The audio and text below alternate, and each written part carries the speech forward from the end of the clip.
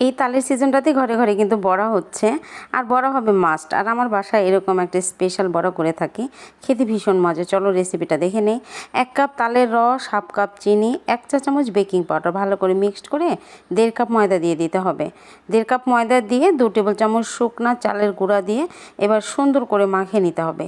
মাখিয়ে রেস্টে রাখতে হবে 15 থেকে 20 মিনিট।